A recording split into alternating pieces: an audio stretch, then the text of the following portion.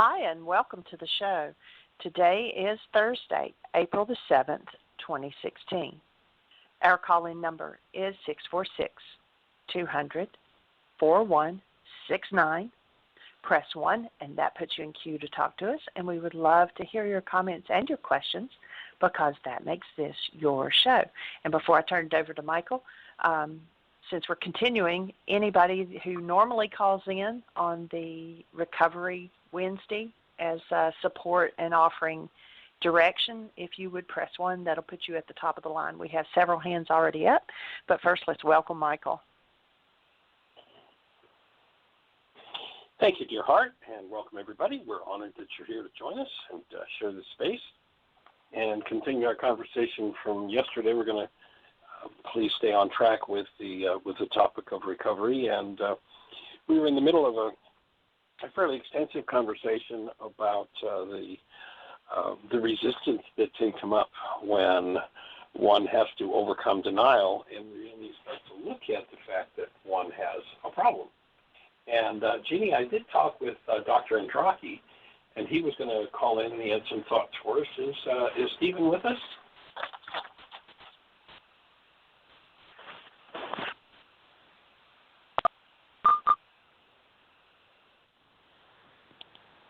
He is. Are you there, Stephen? Hi, Stephen. Good morning. Hey there, good sir. How are you? I'm doing fine, thank you. Good morning, Michael and Jeanie. And I appreciate the opportunity to give my thoughts for the next 10 minutes, and then I'm going to have to return to my normal schedule. But on recovery, I'd like to start out like I did before, explaining that I'm a medical doctor with specific qualifications in addiction medicine. That means different things to different people, but in my realm, that's important. The other participants in Recovery Wednesdays come from all sorts of different experiences and educations, and that's important also. And for me, there's no right or wrong. I'm going to move beyond the judgment and say that my little brain cannot figure out this huge puzzle, and that I'm only going to speak about the things that I know and what I offer people in terms of recovery. Now, it would be interesting to start with President Obama, because whether you agree or disagree with his policies, we can admit one thing. He has a strength as a political figure to stand up and say, I used drugs as a teenager. He discusses that, and you can look that up. Very interesting. He'll talk that his mind was confused, that his issues of black and non-elite, that he used drugs. But he stands as a clear example, and he speaks about this frequently in his orations, that despite all odds, a single parent, poor, confused black, and use of drugs, that he has become the president of the greatest country in the world. Because he has unlimited potential, just like we all have unlimited potential. And when we understand that no matter our use, our addictions, our problems, that there's part of us that is able to go beyond all of our thoughts that we've been having yesterday and the day before, that we can become great, allows us to transfer beyond anything that our mind gives us limitations. And I think that's a fabulous example for all addicts to understand they can become something great. President Obama has proposed a $1.1 billion with a B dollar budget for what he describes as a prescription drug abuse epidemic and a heroin epidemic in the United States that is killing more people than automobile accidents.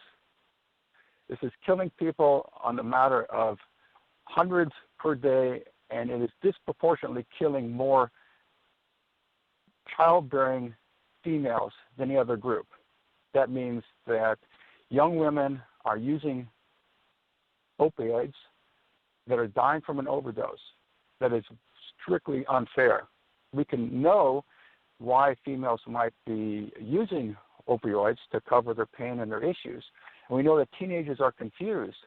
But this is something that is now becoming a talking point for the nation, and something that needs to be addressed. Of that, his advisors recommended that he budget almost $1 billion towards medication-assisted therapies are a way that medical providers can assist with addicts with opiate addictions in an illogical way, in some cases, of treating opioid addiction with opioids. Another way is by blocking the opioid effect by giving a monthly injection. All of these cases require the patient to participate and need to return. Methadone, which is the oldest and the most arcane of these, is not highly advisable. It's not easy to get to. There's not centers in every city. And also, there's no requirement that they participate, the addicts participate in any recovery type of group. It's recommended, but it doesn't help. Suboxone, which is the brand name of buprenorphine, is similar to saying Kleenex is facial tissue. Suboxone is what I'm going to refer to because it's simply easier than saying buprenorphine, and there are other products on the market. Suboxone is known as a magic pill to some addicts because it makes them feel normal. It does, through its action, it provides partial opiate response, but it's not an easy transition. The patient must be in withdrawals before they start it, so it's not just a clean, nice transition. That it prevents further withdrawals, that allows the patient to feel normal, they can keep working, they can stay with their family, they can avoid prostitution, theft, stealing to get their money, they can avoid going to jail for being caught with illegal substances, and avoid supporting the dealers and the cartels that are bringing heroin into the country. But it has nothing to do with the medication. It has nothing to do with Suboxone. It has everything to do with the person.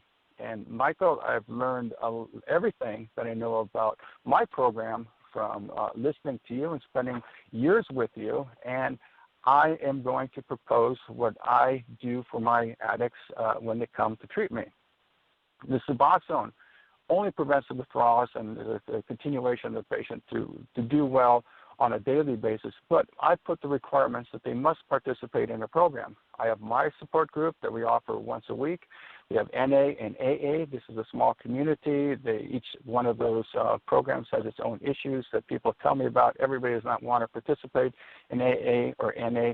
And Dr. Tim was very insightful to say that everybody should try everything. And I think that's true, and I encourage everybody to do everything.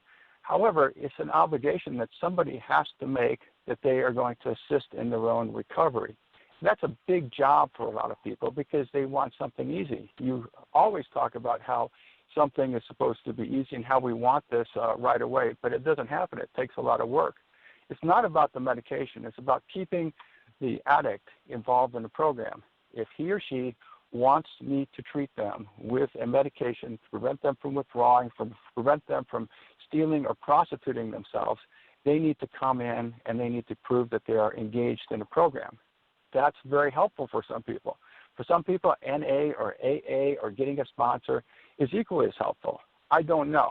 But President Obama and his advisors did not say we're going to invest $1 billion into an AA or NA. These programs of medication-assisted therapy have been advised through insight into the best treatment programs that through analysis and through looking at the evidence, what has worked best. But AA and NA is nonprofit, and those do not accept the money, and so those organizations should stay in business and should do everything they can to be addressing this. And I don't know what NA or AA, I don't know anything about these programs. Unfortunately, I can't teach them. I don't know how they're reaching out into the community to help with the heroin epidemic. But this is all something that we must do because since I don't know about this, I can say what we must do to help with this epidemic and the death and the overdose and the craziness that happens when teens or grade school kids will take pills from the medicine cabinet, become addicted to prescription pain medications, then transition into heroin simply because it's cheaper and more readily available than pills. This is happening to our children. Back to President Obama, Robert Stutman, who's a special retired DEA agent, told us in a group that President Obama makes the attempt every day when he is with his family and at home to sit down and engage his children into thorns and roses. Thorns and roses is where you talk about the beautiful things in the day, the roses, thorns about the difficult things that happen in the day. I don't know of anything else that is more insightful than sitting down and talking with your children about things that are going on in their day. We've had addicts, pill addicts, who talk about their children who are bullied at school. They have no ability to talk about issues with their children until they've gone through the program and understand that their issues are their issues, that their children's issues are their children's issues, and that they will support them into understanding that they can make a choice, can decide how they feel. When an addict or with any of my patients come in and want to participate in a program and to understand they have a choice, and once they learn this, they can teach this to their children. They have a choice. Perhaps children will not go into the medicine cabinet and take prescription medicines in attempts to feel better about their life, about their parents, about their situation, about being bullied in school. This program is for everybody. This program is for addicts who can keep their children from becoming addicts, who can keep them from becoming a statistic for death and overdose, and families who believe this will never happen to them. But indeed, police chiefs, indeed government workers, indeed rich people who believe their children will never have a problem, indeed have problems. Everybody has a problem. Everybody needs to figure out what program is best for them. Al-Anon is something I haven't heard on the radio. Al-Anon has helped a lot of people. Even if you're not an addict, you're still having the issues surrounding alcoholism and drug abuse in your family is an option for people. I don't know about the 12 steps very well. I don't know about Al-Anon very well. All these are available in the community. You must find out.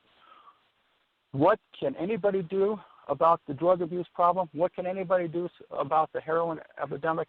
Well, I'm going to offer a few things. One is that if you go onto the Suboxone website, you will find the prescribers. You must have a special training to be able to prescribe Suboxone. If you agree with it or don't agree with it, it would be a wonderful opportunity to call the provider, leave a message. We have a support group. I offer a support group for addicts. If you have an addict who does not want to go to NA or NA, who does not want to participate in anything, who does not want to talk about all of their issues, to come in and find about this, they can come to my program on Wednesday, Thursday, Friday nights, and we will meet with them free of charge and teach them about the things that they need to do. Number two, they can also speak to their medical provider and say, do you treat opiate addictions? You can say, are you interested? We have issues in the community. Would you be interested in taking your valuable time to be trained, to spend your valuable time to deal with addicts, because this is an issue that the physicians can assist and to help in. And this is what we want to do and to help in because we've created it. We have prescribed too many opiate medications. Not myself. I may have done my part in this whole thing. I'm not going to disengage myself. But overall, that the physicians, in trying to do the best job that they can to treat people's pain, for people who are addicted to pain and addicted for the need to not have pain, have been requesting medicines. We have done our best. Some maybe not have done their best. We have to stop this practice. We have to get people back into understanding they're going to have issues in their life. They need to control the issues. And we can support them by doing what we need to do, not by talking on the radio, not by listening, but by putting this to a support group where you are teaching what you need to learn the most, that you are using this information to help people move into the right direction. Whether it's AA, NA, Al-Anon, whether it's any type of program, whether you want to invent your own program, whether you want to use True Forgiveness, we have these opportunities available. If we want to make a difference in the heroin epidemic, the overdose epidemic, and the death of they predict hundreds of thousands of individuals per year and increasing, we have to put our efforts, our knowledge, what we learn into a program, what we learn about taking responsibility for our life, that we can translate this into helping people. I've seen it happen. I've had tremendous successes for some people, but alas, most people do not come back to get their magic medicine. They don't come back to stay out of withdrawals. They don't come back to stay out of jail or to get their family back. The addiction thoughts in their mind are so strong, so engaged, that it's hard to disengage. We need something which is true forgiveness, responsibility thinking, responsibility action, to thing they've never heard before, where they can see their life, see themselves, see their choices and options differently so they can move forward in life without the need to take addictive medicines that are not helping them, but they can't see that during the time. So, Michael, thank you for the opportunity to present. I hope that this has been helpful. I'm going to go and engage in a long day of dealing with people who are in loss of their spouse in life-threatening situations and situations where they have a limited time to die. And I'm going to do the same thing that I do with an addict or with a young person or an old person. I'm going to hold the space open that they have a choice and how to live each moment of every day. And I learned that through the True Forgiveness program, and I hope that everybody is able to take action and opportunity to continue teaching this so that they can help people into their recovery for whenever it is. Thank you. Awesome perspective. Thank you very much. I know that you look at that medicine cabinet that Mom and Dad have their pills setting in, but when we met with the head of the drug court, he was telling us that out there in Pahrump that they've got pushers coming out of Mexico that are actually handing drugs out to grade 1, grade 2, grade 3 students coming out of school. It's just amazing the assaults in the community to the integrity of children. And definitely the whole problem is one that needs to be addressed. And thank you for doing your share and keeping that support group rocking out there. It's always a delight and a pleasure when we get out to Las Vegas and Pahrump and get to work with you guys a little more. Thank you very much, Michael and Jeanie. And I'll check in. I'll continue to listen to the shows that I can't listen to live on the archives. And I'll be helping out wherever I can.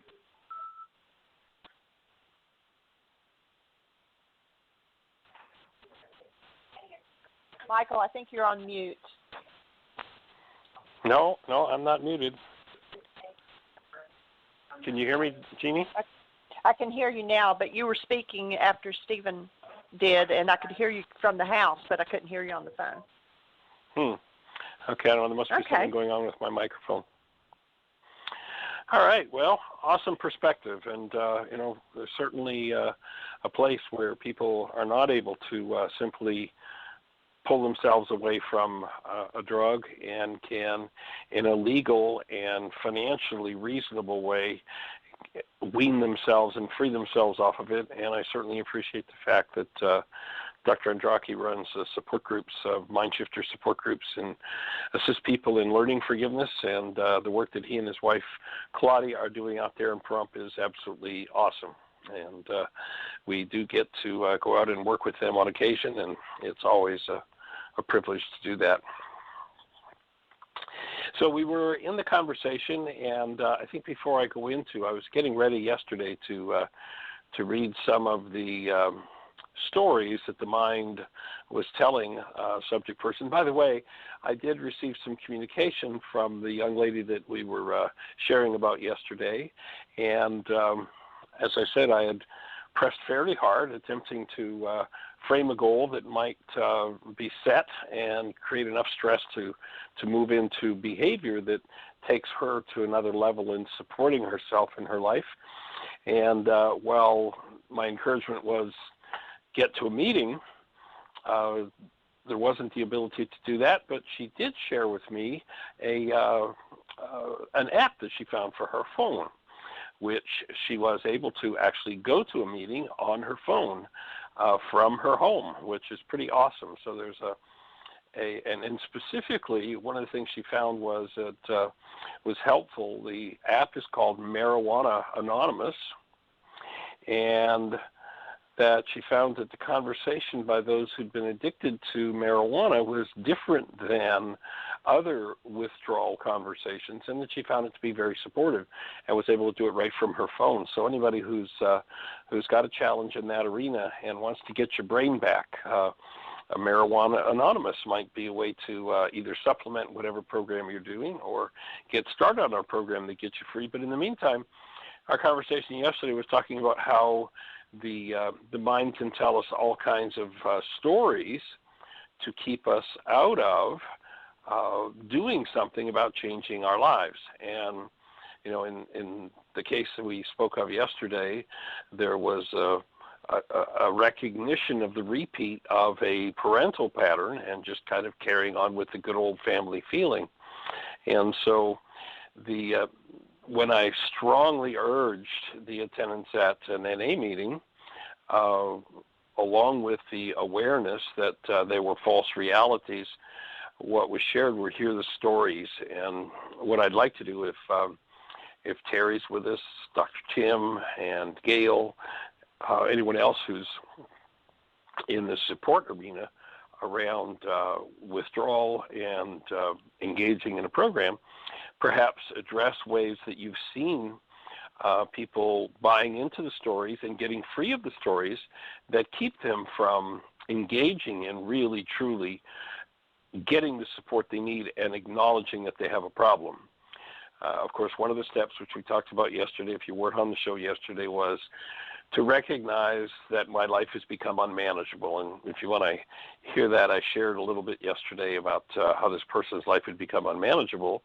And then we were just opening the door when we ran out of time to look at the excuses the mind can give. So the text that I got went along these lines. My worries about NA, I was pressing for her to go out like on the spot and get to an NA program, was 1, I'll be with a bunch of weirdos on heavy drugs. 2, I'll be around worse drugs like cocaine, which is something I absolutely cannot have any contact with. And for me, implied in that is, well, these other drugs are really a problem, and marijuana is not really a problem. There's a little bit of convoluted thinking there. But so the categorizing of other addictive substances as worse, there isn't a worse addiction than an addiction, one or another. And people, I don't remember exactly how Gail has said it several times. If you can roll it, smoke it. How does that go, Gail? Are you with us? I am with you. Can you hear me? Yeah, I can, loud and clear. And what's that little phrase that's cool that you have about if you can roll it, smoke it, shoot it, whatever? How does that go? It doesn't matter if it rolls off, blows off, or drips off the table. It's all a symptom of a much greater problem. There you go. Okay. So an addiction is an addiction. So the second quote objection to going to an AA meeting was, I'll be around worse drugs like cocaine, which is something I absolutely cannot have contact with. Like you see, my marijuana is really okay. 3, I'll waste precious time that I could use to work and make money instead of driving back and forth. 4, I'll do all of the above and then not follow through like I do with other things.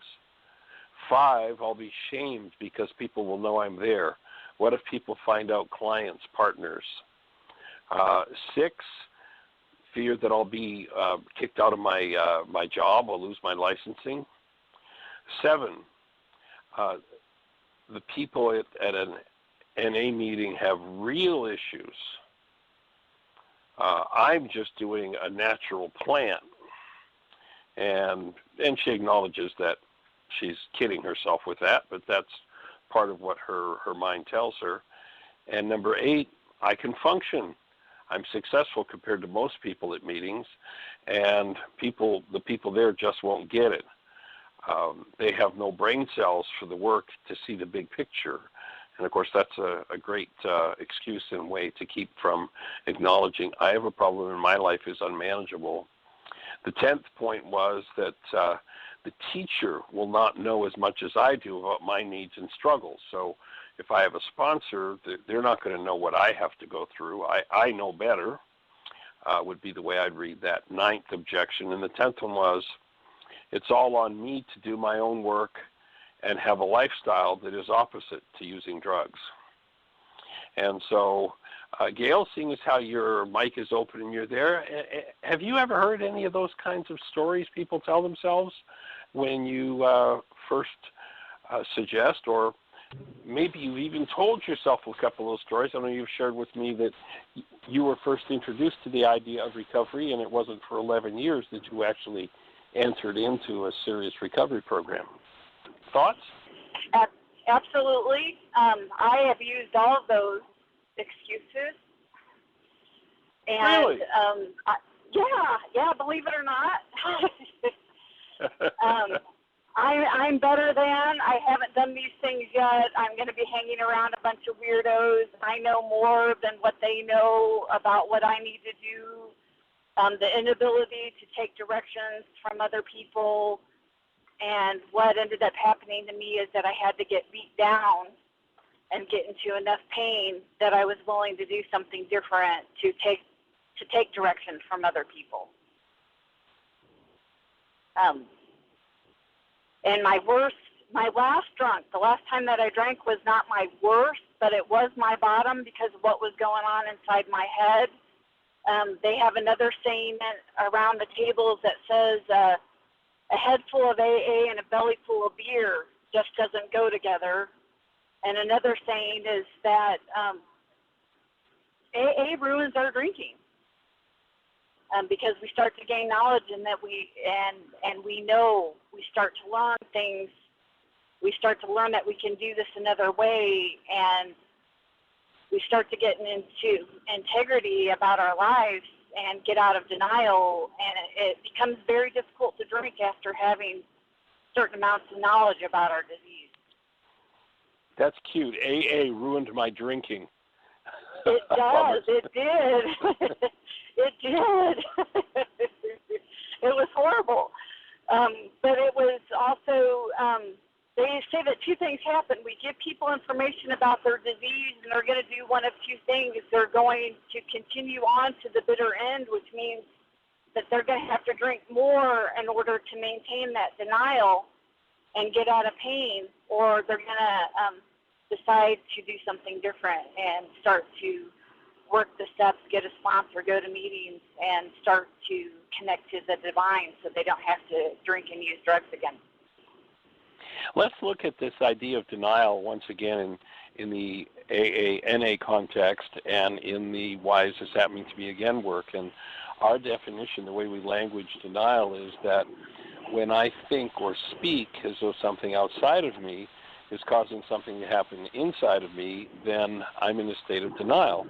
And what happens when I enter into that state of denial is that I dissociate from something painful that I don't want to look at, deal with, or own. That is, I hide it somewhere inside of myself so I can pretend that it's not there. My take is that all addiction in every form is simply a physical form of denial. When simple holding one's breath and carrying on the stories about how it's all somebody else's fault aren't powerful enough to keep those things in a dissociated state. These awarenesses that this is mine and it's about me keep cropping up in my face, then the physical form of denial of a drink or a drug is a way to push them back down again. So I see, to a great degree, alcohol and drugs as simply physical denial, a way to maintain against all upward pressure. That is, the pressure that the mind is trying to say, wait a minute, this is ours. You need to look at this. You need to face this. You need to deal with and own this. And the pushback of, if I can drink enough, smoke enough, shoot enough, then I can keep hiding that from myself and go into some kind of another fantasy world, is really what drugging oneself is all about. And, of course, anesthetizing the pain along the way. How does that fit with your understanding from the AA and NA work that you've done? Agreed. I can't say it any better. So I agree with everything that you said. Yeah, ditto. Absolutely. All right, well, let's see. Is Terry with... Oh, go ahead. I was just going to offer another story, but if you want to go to Terry right now, that would be great. Yeah. No, go ahead. Go ahead. We'll jump on next with Terry. I don't know for sure if Terry's even there, so go ahead. One of the stories that I wanted to offer, which goes along with this individual that you're working with, is my last drunk wasn't, like I said, wasn't my worst, but the bottom in between my ears was the worst mental and emotional pain that I went through, and that was the part of my bottom that got me into Alcoholics Anonymous. And what I did, since I was bouncing back and forth out of AA for 11 years after I was initially introduced, and the consequences for my drinking led me to almost losing my children. DCFS had been alerted, and we had a school counselor, and my daughters were going to counseling, and I was told point blank by my counselor that if I drank, or my caseworker, that if I drank or drugged or allowed that man to move back into my house, that I was going to lose my children, and I drank again. And that kind of guilt, shame, and remorse was a huge part of my bottom. And I reached out to the only person that I trusted at that time, and I was given suggestions, and I had all the excuses. I didn't want to drink again. I didn't want to deal with the consequences of losing my children, but I didn't want to go back to AA. And so I laid out all the reasons why I didn't want to go back to AA. And what I was told was, sobriety first, or you're going to lose everything else anyway. And then I was told to go to all different kinds of meetings and find my people, find my tribe. And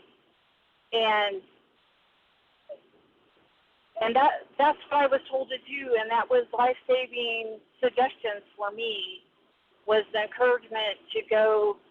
I was originally going to one set of meetings at one set place, and I was judging my AA experience based on that. And when I expanded my group and looked for all different kinds of people and compared my experience, so I was going for the other single mothers that were able to stay sober, other women that were had similar domestic violence background experiences, other women that had childhood sexual abuse experiences as well. And so that was what was suggested to me, and that's what I did. And it was very powerful, and I got some really great results and was able to gather those women that had similar experiences and draw from their experience and stay sober for 16 years. So I wanted to share that. Awesome. And that's really powerful advice. You know, if you remember back when Dr. Tim introduced us to the medical doctor who did an NPR radio show on healing and pointed out that one of the things that he didn't learn in medical school that he had to find out for himself as he was facing his own imminent death was it took a community, and a community of people who can be that space of love and hold that space. And, you know, just looking at so many doctors who are waking up out there and really being that kind of support, listening to Dr. Andraki and, you know, looking at what Dr. Tim does of providing the space and being there for people in a way that empowers community. And there's a certain set of words in the ancient Aramaic that by the Greeks were translated as the kingdom of heaven, but in fact those words properly translated say the community of love. And that's where the healing really happens, when one finds that space and finds that community, which if you haven't seen it yet, and I've suggested it a couple of times, the movie, and I'm talking to, of course, newcomers to the show and such, to really, it's like, I think you can order it on Amazon for $6. It's called Thanks for Sharing, but it really shows how important community is in that healing process. And for people who live in a world where I have to do it on my own, I have to do it by myself, it's not a likely project that anybody's going to white-knuckle it, as it's been called in the recovery community. There are perhaps a few people who can make it through that, but it's not very common. And a community of support is definitely a key component in the whole process. And when you talk about the abuse aspect of it, the abuse that needs to be dealt with, the forgiveness that needs to occur to undo that old traumatic pain, another piece of the puzzle I think that fits in a lot of cases is that what's being dealt with is also multiple personality, that people form personalities over and through extreme abusive experiences, especially in early childhood, and that when one is in one personality, one can find some sort of solace and some sort of sanity, but when another personality kicks in, then that solace and that sanity is lost, and it's right back to the old way. And I think that one of the things that facilitates moving into a degraded personality is alcohol and drug abuse.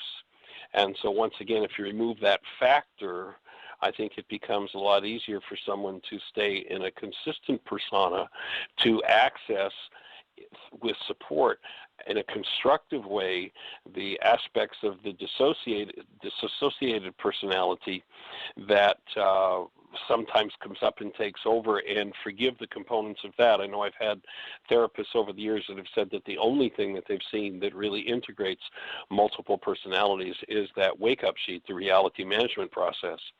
And so that's also another issue that often needs to be dealt with in a recovery situation. So definitely a piece of the puzzle. And Terry, are you with us, Terry? Terry is not with us, but I would like to add one thing kind of along the lines. I thought you were going to say it there for a second. Go for it. Gail, when you were talking about finding your tribe and that you finally found a group that also consisted of women who were in the same similar situations, whether it was single mom or the spousal abuse or the child sexual abuse or whatever, those were actually the issues, the painful areas in your life that were driving you to the alcohol anyway. So just going to any AA group may or may not help you reach those deeper levels, but it sounds like you were able to find a group that had the similar issues to face, and so you were able to not just deal with the alcohol, but deal with the issues that were driving you to the alcohol. Great point, Jeanie. Yeah, definitely the space where, if I as one individual in a group have worked through a particular issue, I can be the support for someone else in that group coming a step up if the work that's being done in the group is really about healing. And then the person who I perhaps was able to just give a hand to, there's an arena where they've resolved an issue and now they become my helping hand. And as long as it's in a format of healing and forgiveness, then that kind of support just moves people light years ahead in their process. Dr. Tim, do you have anything to share with us at this point? We haven't heard from you yet. Well, there's just so much to say. I think probably the brain cells that are firing strongest right now are the ones that are related to trauma. And in your terminology, Michael, the automatic decision-making system kind of ties in here. So some of the best therapy techniques I've ever learned, it shouldn't be surprising to hear me say they're exactly in line with all of the work that is on whyagain.org. Because the first time I listened to Michael's 4-hour audio CD, it just felt like I was coming home. This is what I've been trying to teach people for 30 years in therapy. So the very best of the best, every time I learned them, someone would say, now these are extremely effective processes for undoing and for letting go of what doesn't belong in your system. And when they don't work, what you're probably going to discover is that there's been a trauma that has locked energies, they didn't say the word energy, but locked things down in a person and they will need, or they could benefit then from, specific trauma resolution techniques. And so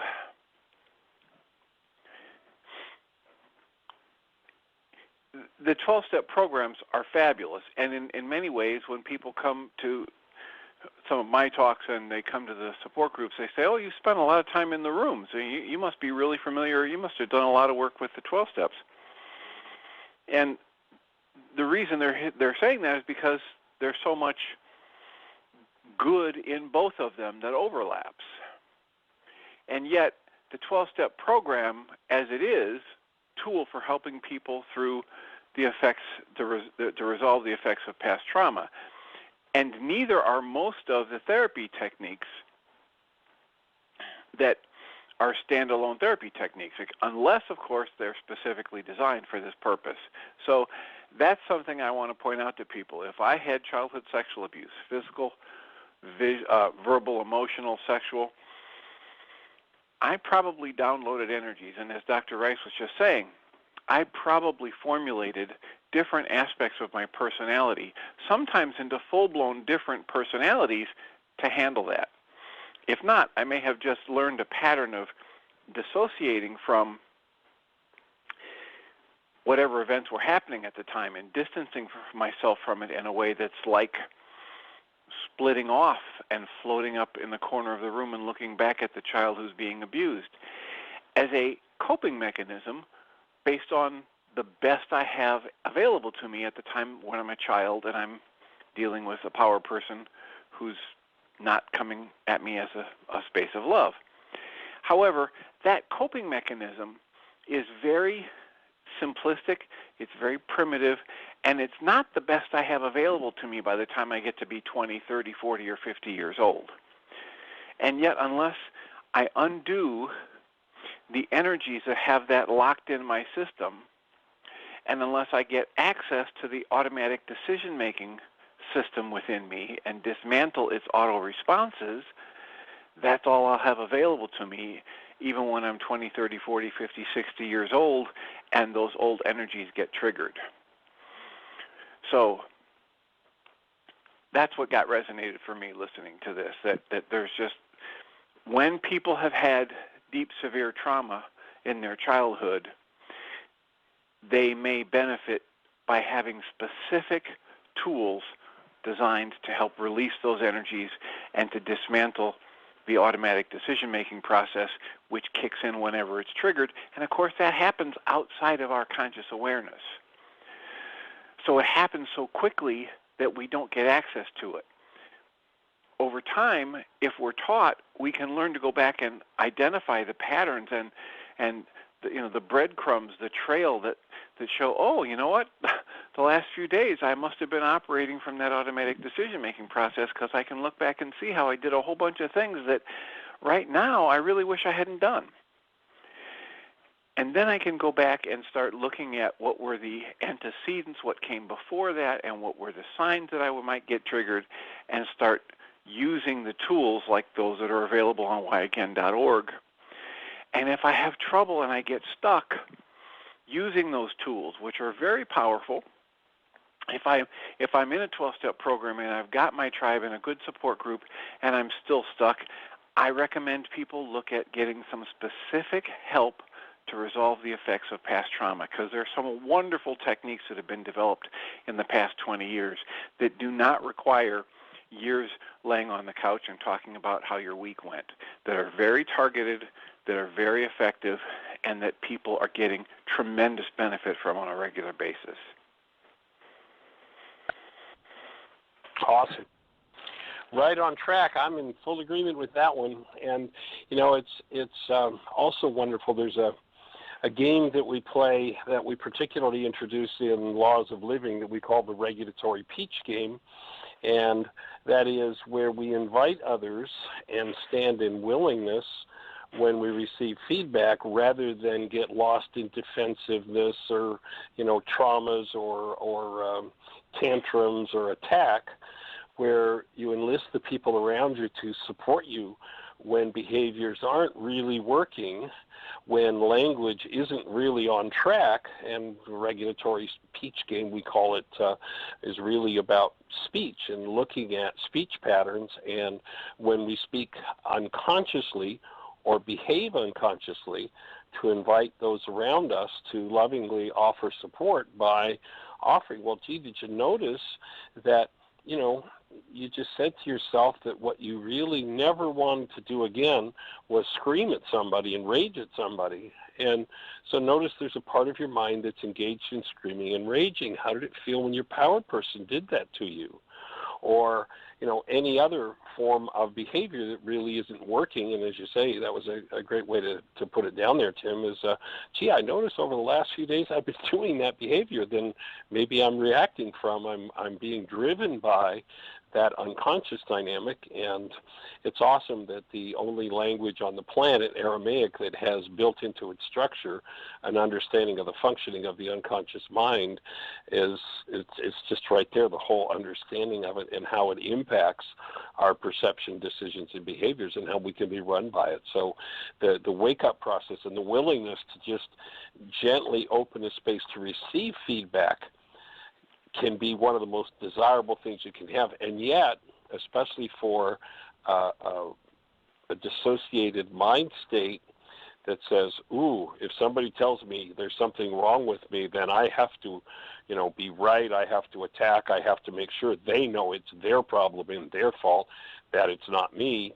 Because if they weren't right, they didn't do it perfectly, then they were attacked and by their power person. So to really start to look at that whole power person dynamic is such a big key in recovery and ending the game of the need to anesthetize oneself and stand in codependence.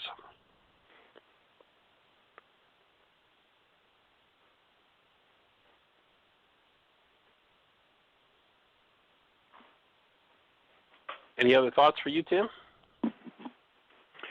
Well, I just thought I should say some of those techniques by name, and of course the technique is only as good as the practitioner and the relationship between the practitioner and the client. But some of the techniques I was referring to are coherence therapy, and there's a new website for that. And another one is EMD as in dog, EMDR. And that's a specific trauma reduction technique. And another one is the traumatic incident reduction, TIR. And there's another one that people might find in their area. It's called Developmental Needs Meeting Strategies, DNMS. And each of these are powerful tools. They're so similar at times in some ways to my eyes and ears that it's amazing that they all developed separately. And again, in the hands of a very good practitioner, and in the context of a trusting relationship between the practitioner and the client, it's a phenomenal set of tools.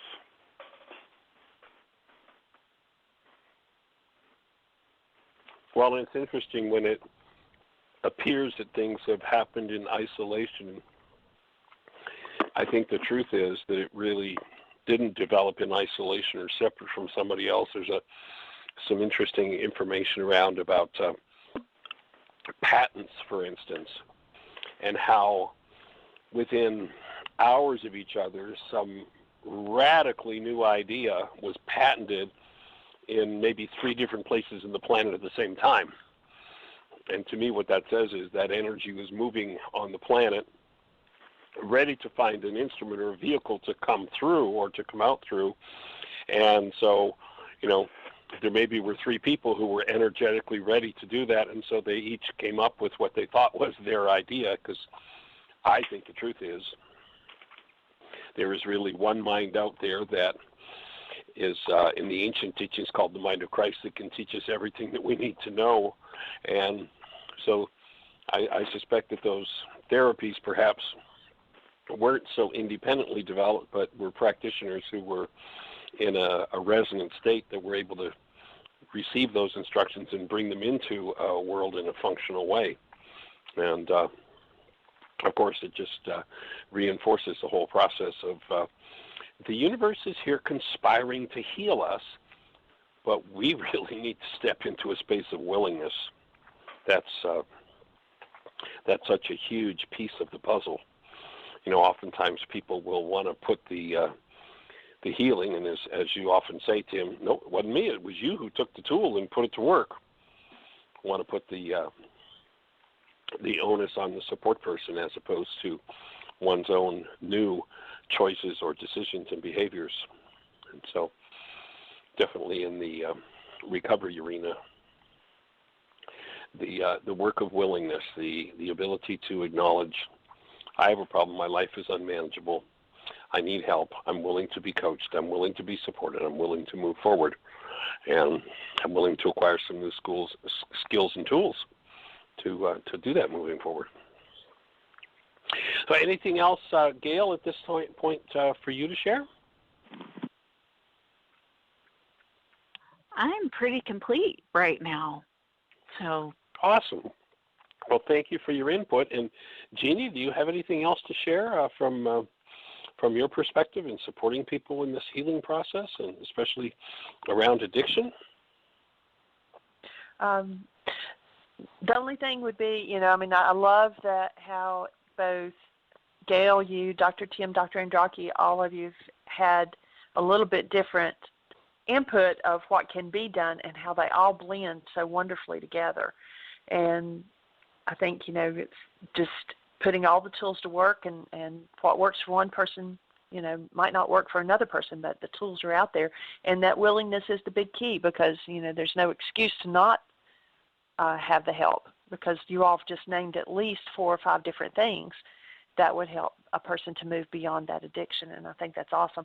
And beyond it all is that understanding that the addiction is just the effect, that, you can do all kinds of things to attempt to change the effect, but until you do dig down underneath and look at, whatever it is that drove the person to anesthetize himself, and until that is dealt with, then the other, you can change it, but it'll probably just change to something else. Some people let go of one drug and just pick up another one, whether it's busyness or, like we were talking yesterday, sugar seemed to be about 4 different people that were either texting me or in the chat room or on the phone that sugar was their issue. And so when Bill brought that up yesterday at the beginning of the show, it was like my phone was just going crazy, people asking questions. And so sometimes it's what might be considered a simple addiction, but like you said, an addiction is an addiction.